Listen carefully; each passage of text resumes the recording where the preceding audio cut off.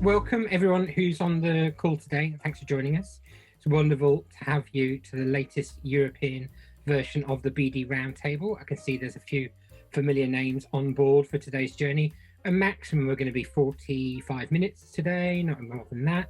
And we're so lucky today. We've got a brilliant photographer who's going to come along and talk to us on the topic of how do we use imagery to differentiate law firms. I think it's something that I've been hoping for a long time. Marcus and I had a discussion on the harbour side last year about my loathing for law firm handshakes and use of maps as well.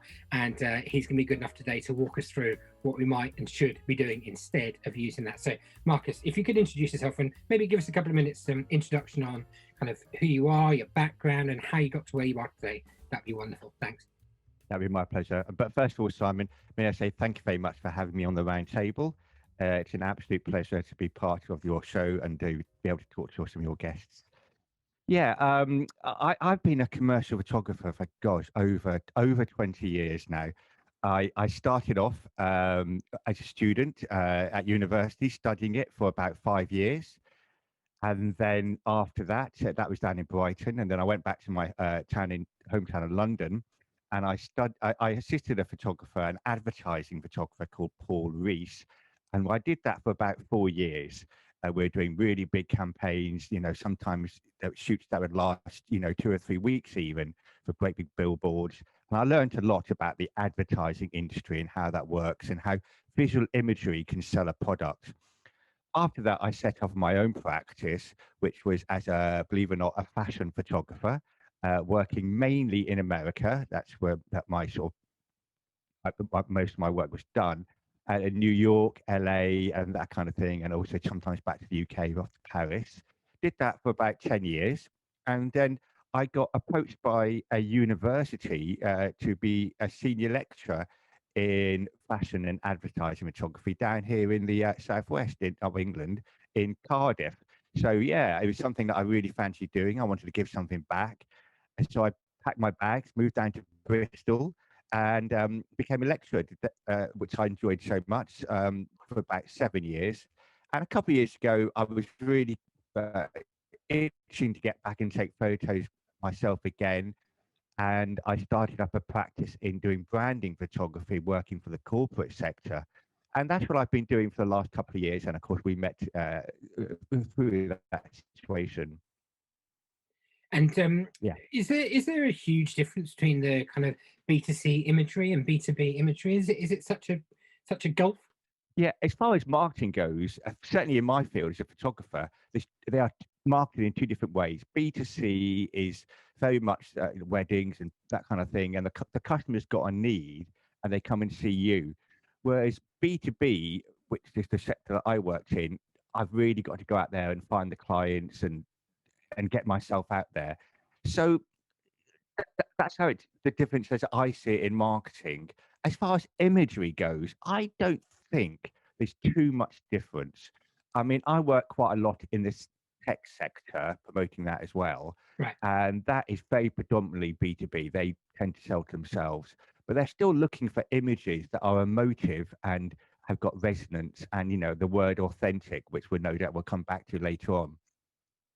So to answer your question simply, I think there isn't a gulf between the two images. I think they're both similar, but the marketing aspects are different. Are firms being brave enough at the moment with their use of imagery in their B2B marketing? In your particular sector, I think. Well, I think okay. Let's say on all sectors, I think there's room for improvement. Right. We are finding that, as we know, especially in the last year and what's happened with the pandemic, that a lot of people are going online.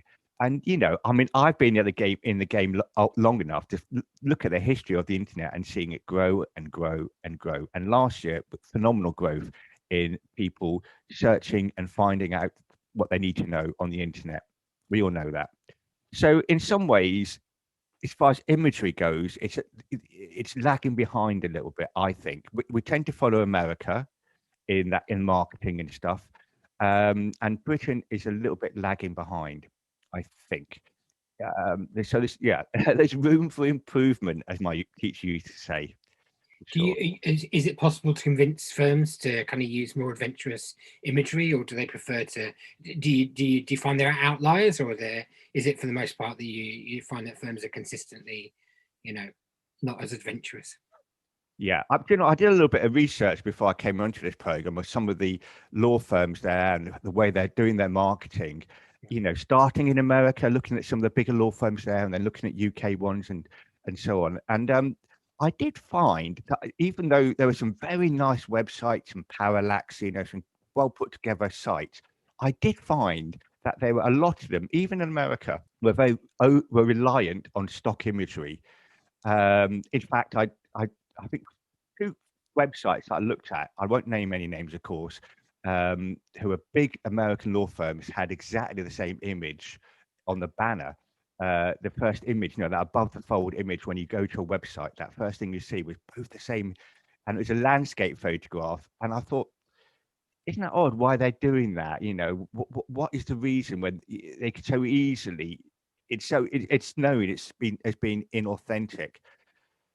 Some of the companies I think that are doing websites well or using imagery well. I mean, I've got a list here. I've got Allen and Overy, and you probably know these companies better than myself. Freshfields, Slaughter and May, Travis Smith. I've looked at and I think, okay, these are companies who are using their images well. Now, when I mean well, I'm very much into this idea that people buy from people. In fact, I did a post on LinkedIn about it this morning, and it's something I'm very passionate about. So I believe that people will want to see what your company's about by the people who work there and to see what they do as well, as opposed to what I'm seeing with a lot of legal websites, which are landscapes or stock imagery and that kind of thing. Does that make sense to you? Does that resonate with you, Simon? It does. I guess my question would be, and for a lot of the people who are on this call as well today, they're either BD managers or they're marketing managers. And one of the questions they're going to ask is there room for both bespoke and stock imagery to work together? Is that something they should be considering, or are you suggesting it should all be bespoke photography? I'm a photographer, so obviously I'm very biased in my opinion, Simon. What can I say? But yeah, look, you can get a photographer. You can get in for a day in most, average sized law firms, SMEs or whatever, and a photographer, a good one, should be able to document everything you need in a day, for a relatively low cost. And that'll give you enough information for your website, for stock, for images that might come out later, for posts on LinkedIn or for your blog or whatever. Because that's a lot of content that you can get very quickly. That content is going to be totally geared to your company. When I work with a business, it's a lot of it is down to the planning. I spend a lot of time really finding out what the values of the company are, what they, the message they want to get across. And then, we start planning the shoot. And that, so it can cover a lot of ground. I work with a team of assistants as well, so we can get lighting set up and stuff, so it's even quicker. And you can cover, as I say, a lot of ground and get a lot of imagery out of that. So I do wonder why people are still over reliant on stock imagery.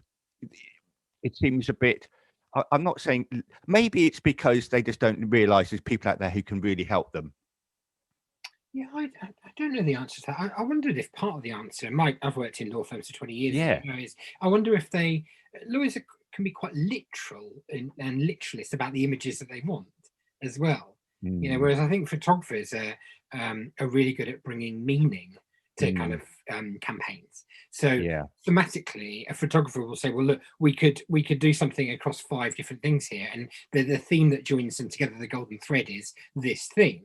Whereas I think that the lawyers quite often like to choose something from stock because it's almost like they can search for a word and then they find the stock that goes with that word. Is that a fair observation? Yeah, I think that's an excellent observation. And also, Simon, let's be, as I say, it's the internet is growing. It's still young and it's still developing and it's ever changing. So to keep up with the times, I think stock imagery. It's maybe about like 5 years ago, you could take, or maybe 10 years ago, you could take the written word, you know, as being people were cutting and pasting or maybe paraphrasing or whatever. Now that is obviously, you can't do that because of SEO reasons and etc. So that's a real no-no. And I think people are still thinking, okay, we can get away with it with stock imagery because, you know, that's traditionally what we're used to. But I think things are changing. My advice, I always take, when I work with my clients, we look at three main areas where you can use photography. The first one is the main image on your website, which is the first thing you go to above the fold, that first picture you see when you go to a website. And you want to be, that's got, you know, most people spend, you know, about 10 seconds, that's the figures, 10 seconds scrolling through a website. So you've got to get people's attention. And in a lot of ways, what gets people's attention well is another human being. You get connected to it.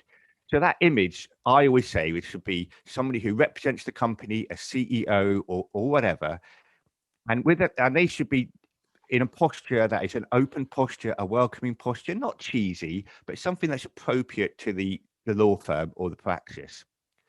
So that's one image. The second image that you need to have in your website or your brochures, whatever, is the people doing something. You know, what's it going to be like for me as a customer coming to that website, coming to your law firm? What's going to be the experience? You know, and this is where we need real, authentic images. I'll give you an example. I was renewing my mortgage recently, and I was looking at some website, and I found a company I really liked, and I looked at their website. And I thought, oh, this is going to be interesting. I went round to go and see them, and their offices were nothing like the pictures they had on the website. And it's immediately I thought, oh, this can't be right, you know. And immediately I dismissed them. So that's because they were using stock imagery, and there is nothing wrong with their office. They just couldn't be bothered to photograph it, you know. It feels like it's an inconsistent experience of their brand. That's exactly it, Simon. Inconsistency, exactly. So those two, and then the third image is, of course, is the one that everybody does have, law firms do have, which is the headshot, the profile image, you know. Yeah. And yeah, they're still very important. We want to see your staff, but maybe, you know, present it in a different way. You've got some images that you've got of mine. Could we have a look at some of those? And then let's have a look. And I can give you some examples of what we're talking about. If everyone forgive my technical lack of proficiency here, I'll give my best to try and move to PowerPoint as I do this. There we go. Oh, okay. We are going to be able to do this. Okay, so these are all very recent images. Okay, so okay, let's start off with these. Now, these are, you know, this is a choice of images that I give to my clients, gifs. And basically, this is for a company called Guess Banana Frogs, and they are a online education service. So, you know, and they're quirky. It's a family business, and these are their brand colors, purple and yellow. So I pulled that into the background. And and it's obvious what's going on. It's one approach that if you've got a firm that is, you've got quirky customers, those gifs are perfect for getting across your brand message. It's eye-catching. Are they effectively a collection of different photos that you've shot and then created the GIF from it? You haven't taken the video and then extracted images from it? No, I've done it old school, which is, you know, shot a few frames and put it together in Photoshop to make a GIF. And I quite like that. You know, I like that very organic side to it, where it's a bit cheesy, and that's a bit more, you know. I don't know if a person that I go on about a lot is from my youth. Do you remember Max Headroom? Yeah, of course.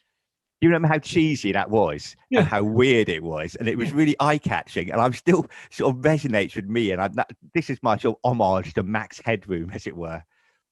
I like it. Jolty. So it can be gifs like this. It can be black and white is also a great thing to do. I mean, I have, you know, looking through all my research for law firms, I didn't see one that was using like black and white imagery. And that is very, very evocative of premium, classic. All these words come up when you see a black and white photograph. Can you talk us through the headshot here for Marsha that you've done? Yes. So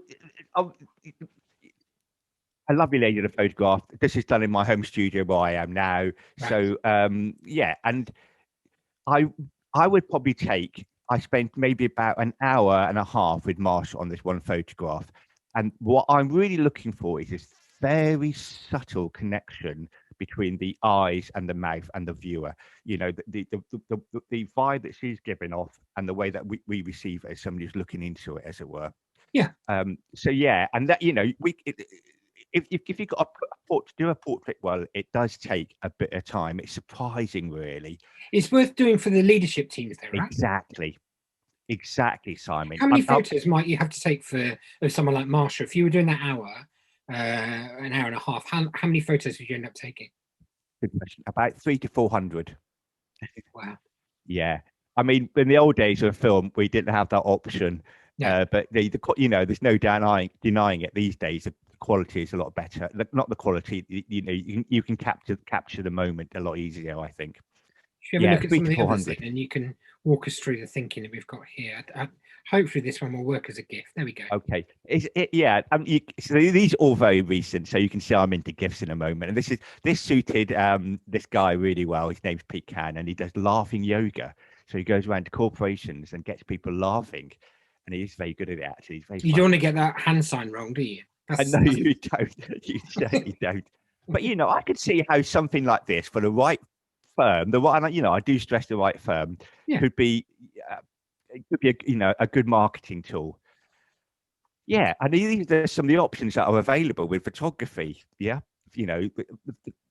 Okay, I thought I'd just throw this in because obviously during lockdown I've been wandering around with my camera around Bristol, and this is taken behind Temple Mead Station, and I think I know where it is. You do, yes. There's a few law firms down there, aren't there? But there's some.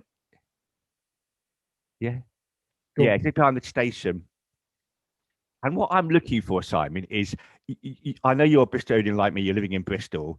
I see that one image of the bridge and the balloons used on nearly every site I see. And it's just really, people start to get mixed messages. They can't remember. People have got a good visual memory. They can't remember which company they've been visiting because they've all got the same banner. So I've put together a collection of photographs of Bristol and Bath of images that can be used for banners, you know, that, again, above the fold. And these are images with lots of space for text or call to actions on. That's a big thing that I'm really into, leaving space for those things. Something quite Bauhaus about that as well, isn't it, that picture? Oh, Simon, very knowledgeable. Very Bauhaus indeed. Hardly. So here's another headshot that you showed me as well. Any thoughts on this one? Yeah, this is I would like to think this is more than a headshot, Simon, because this is for a banner for Coronation Wealth for their website. Now, hopefully, when you look at this image, you're going to get an idea of what this company is based, you know, what their values are, which is premium, secure, dealing with wealth, that kind of idea. Just by getting the light right, a nice warm light, and the columns of the building we've shot it in front of. And again, using lots of space for text or a call to action to go on there. And just shooting this very cinematic way, which is perfectly suited to websites. So hopefully, just what gets across here is the welcomingness of this guy who's the CEO of the company, Chris, as opposed to a stock image of a bridge and balloons or whatever it might be. In the briefing with someone like Chris, then how involved do you get, or does the stylist get, in terms of what he's wearing ahead of the photo? Okay, that is a very good question, and I must admit, to come clean here, I hope this is. I did get an email from Chris the night before the shoot saying that his suit was still in the dry cleaners and he's only had a spare suit, so it wasn't exactly what we selected for this. How careful I said the suit was what we selected for the shoot. But I think it still works. The colours are okay. It's fairly minimal. It's fairly nondescript. But ideally, for the guys who are on this call, and if they're thinking about having layered leadership teams, yes, where does the kind of balance fall to the marketing guys on this call? Is it on you to have a chat with the individual who's being photographed? Is it on the marketing manager to do it? Who's I see what you're saying. I would spend time with the marketing manager of the company or the marketing person of the company to make sure that we've got a look that everybody's going to be wearing, not a unified look, but a look that is certainly going to signify the values of the company, you know. And it doesn't need to be a tie, you know, it can be open. I've done law firms where people are looking very casual and it works very, very well indeed, you know.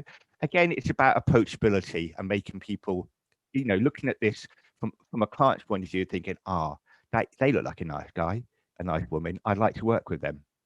Is the main point of it to have, so if I look at Chris here in this photo, is the idea emotionally to have me think I associate with Chris, I could work with Chris? Is that the main driver behind the photo? Totally, you've totally got it, Simon. That's exactly what it's about. It's welcoming, it's being open, and it's those little gestures, with your hands maybe, or with the face. There's the little. When I was a university lecturer, I used to give a lecture about a thing called semiotics. I don't know if you or your viewers have heard of that.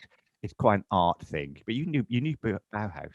So semiotics is all about signals and the way an image can signify something, through gesture, through color, through tone, or whatever. And I'm obviously, I've carried on that ethos through my own photography, where just little things can make a big difference. Don't overload your images with information. Just really focus on one or two things. Yeah. I like that a lot. Do we have a struggle then with, there seems to be a real push from the HR teams at the moment to have increased levels of kind of diversity in photography. And part of the solution to that for some of those firms is they start using stock. And I'm really averse to kind of using stock of people in shoots if I can help it. Any thoughts on that? Are we better off just sticking to what we've got, or we are what we are? Why pretend to be something else?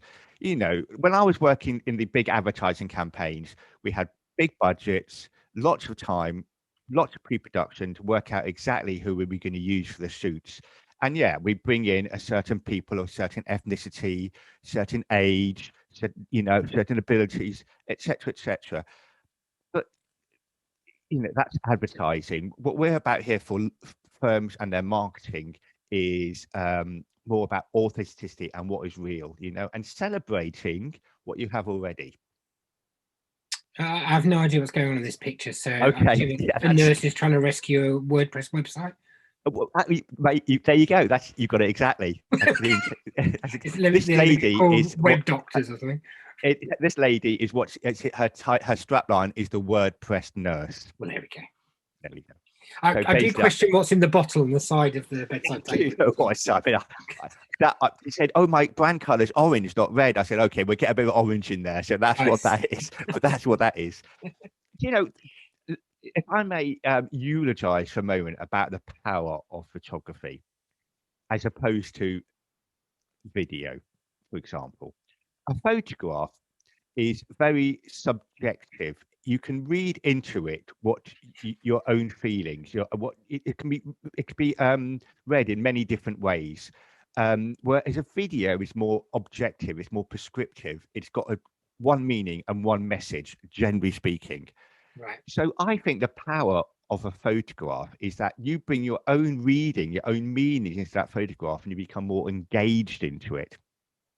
Now, take that the next step is why I think photography is such a good tool for marketing, because people will look at a photograph, bring their own meaning to it, their own understanding, and engage more with it, and therefore engage more with your service or product you're offering. Is that because of the lack of audio, or what's going on? Do you know what? I think it certainly. I mean, audio and photography does work very well together, but I think it's just the way we can look at something. It's the same with paintings, isn't it? It's just the visual. It's the restrictions of the medium that gives it the strengths in some ways. That's what I think. I mean, I saw people would argue with me, and of course, I've heard and I do talk to people about it a lot. But a photograph still has a lot of strength, a lot of emotion to get across.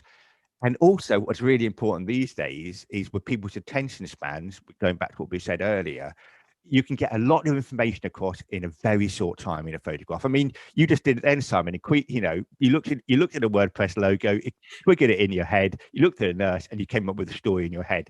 Your story was correct.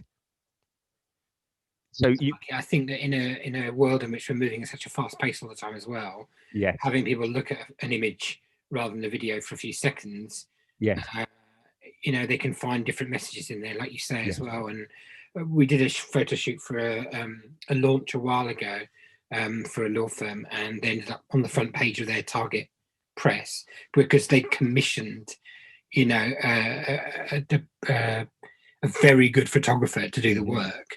And I think that photography can quite often take PR into realms that words alone can't, you know, because if we go and look at newspapers when we're doing our PR work, those pages have got photos on, you know, and try to run all your stories without any photography and it turns into the Wall Street Journal, you know. Whereas British papers, you know, certainly above the fold, Telegraph or Times or whatever, will have a strong push on that image front. And I think that to carry a middling story, I've done it on charity work as well in Bristol, where, you know, you'd use the press photographer for the title, you know, ask them to come and do the work because they've got a vested interest in sharing their own photography, as it were, as well. So I think you're right that it's got its own and obvious uses when you own it, but actually it can give real ballast to slightly weaker marketing efforts as well.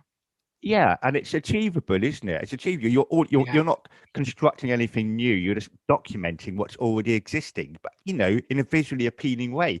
You know, your listeners could do the same themselves. You know, they could get, okay, maybe not for websites, the quality for the phone might not be good enough, and lighting, etc. But certainly for social media posts, Instagram and Facebook and LinkedIn, a phone is perfectly. The photos you're taking are perfectly. You know.